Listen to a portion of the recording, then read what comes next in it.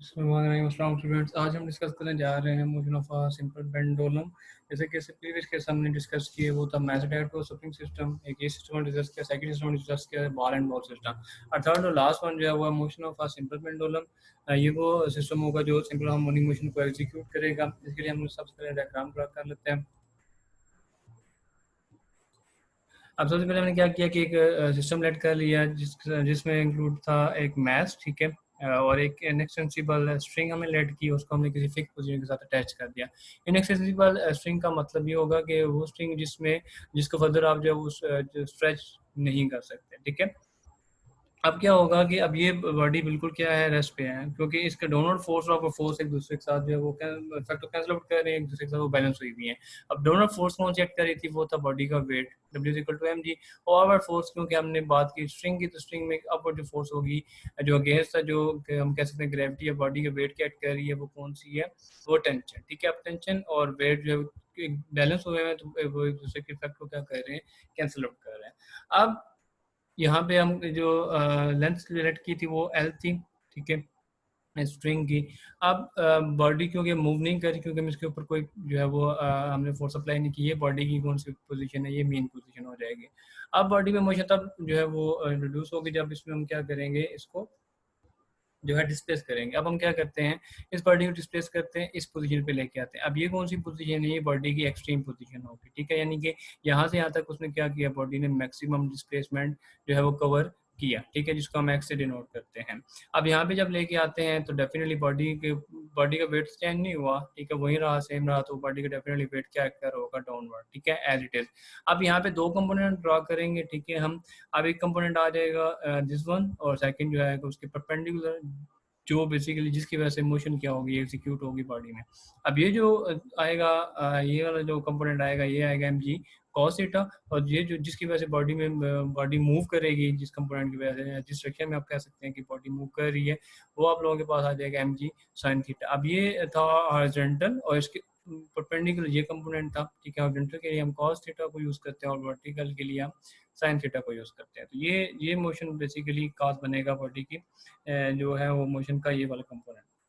अब क्या होगा जब इसको एक्सट्रीम पोजीशन पे लेके जाते हैं, यानी कि एक्सट्रीम पोजीशन को हमने ए का नाम दे दिया, और दूसरी साइड पे जो एक्सट्रीम पोजीशन है ये वो बी, और इस पोजीशन को हम कह देते हैं कि वो जो मेन पोजीशन है वो, जैसे कि ऑलरेडी हम प्रीवियस केस में डिस्कस कर चुके हैं, ठीक है।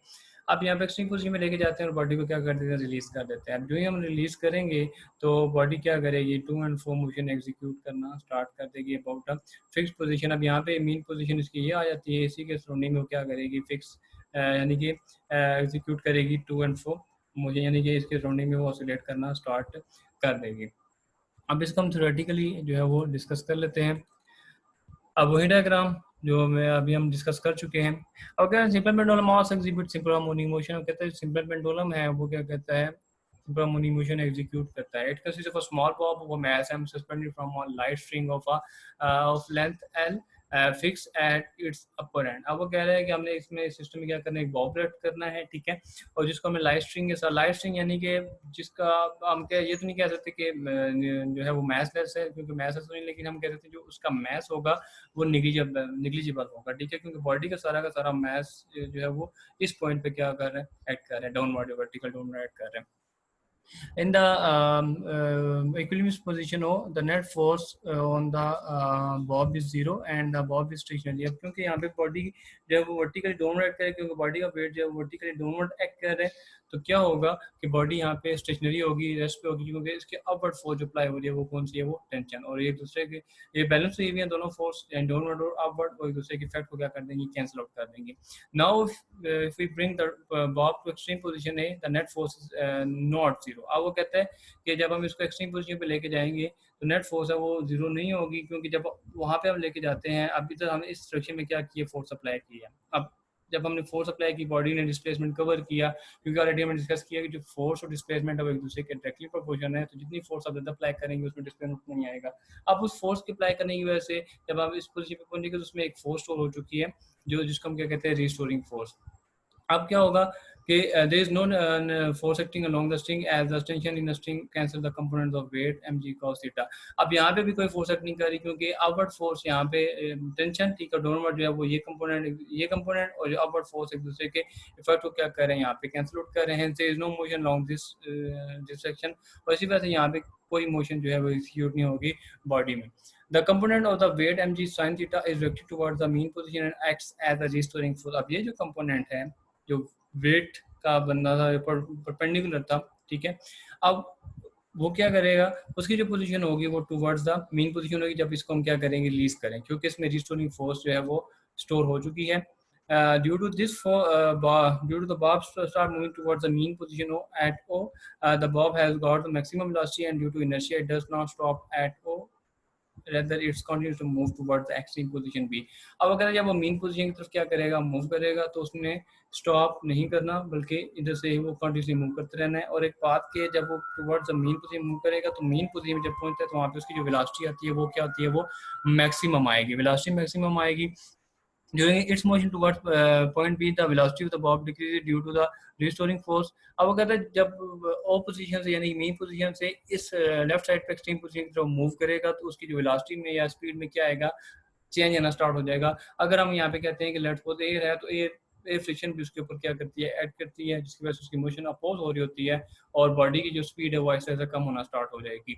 The velocity of the bob become zero at its at the point B। और velocity जो उसकी होगी वो क्या होगी, जब वो पोजीशन B पे पहुंचेगा तो velocity उसकी क्या अगेन जीरो हो जाएगी।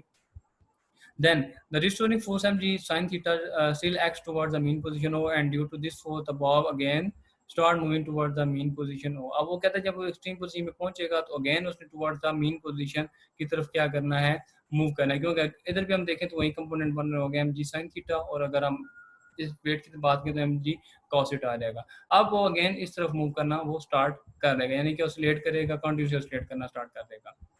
In this way the bob continues to and from motion about the mean position। और इसी वजह से वो क्या करता है कि बॉडी जो बॉब होगा कंटिन्यूसली क्या करेगा, to and fro motion execute करेगा। अब हम आगे बात करते हैं कि it is clear from the above discussion that the speed of the bob increases while moving to from point A to O due to the restoring force which acts towards O। अब वो कहता है कि जब इस position से ए position के से वो पोजीशन यानी एक्सट्रीम पोजीशन से मीन पोजीशन की तरफ मूव करेगा तो उसकी वेलोसिटी में क्या आएगा, स्पीड में क्या आएगा, इंक्रीज आएगा।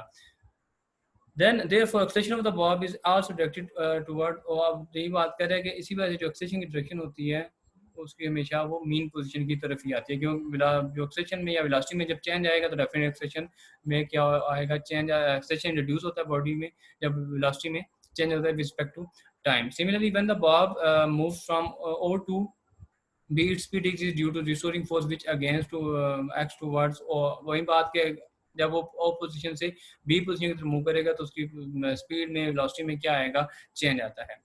Then therefore acceleration of the bob is again directed towards O। इसी वजह से क्या होता है कि जो एक्सेलेरेशन की जो डायरेक्शन दोनों एक्सट्रीम पोजीशन पे टुवर्ड्स द मीन पोजीशन ही होती है, क्योंकि मीन पोजीशन की तरफ जाएगा तो उसकी वेलोसिटी में क्या आएगा, चेंज आ जाएगा। और जब वो एक्सट्रीम पोजीशन में पहुंचता है तो वेलोसिटी बिल्कुल जो है वो जीरो हो चुकी होती है, यानी कि वहाँ से जीरो से फिर मैक्सिमम होना स्टार्ट हो जाती है। तो वेलोसिटी जो चेंज ज़्यादा वो हम कह सकते हैं कि एक्सट्रीम पोजीशन पे आता है, इसी वजह से एक्सट्रीम पोजीशन पे जो एक्सेलेरेशन होता है वो मैक्सिमम होता है। It follows that the acceleration of the bob will always be directed toward the mean position हो and the motion of a simple pendulum is simple harmonic motion. इसी वजह से हम कह सकते हैं जो मोशन सिंपल पेंडुलम है वो एक सिंपल हार्मोनिक मोशन होती है या एग्जीक्यूट करती है। We have the following formula for the time period of simple pendulum. ये formula basically time period pendulum का, किसी भी पेंडुलम का फाइंड आउट करने का है, जिसमें हम क्या करेंगे उसकी लेंथ और उसके ऊपर जी की वैल्यू कितनी एक्ट कर रही है वो हम पुट करेंगे तो उस पेंडुलम को हम टाइम पीरियड क्या कर सकते हैं, फाइंड आउट कर सकते हैं।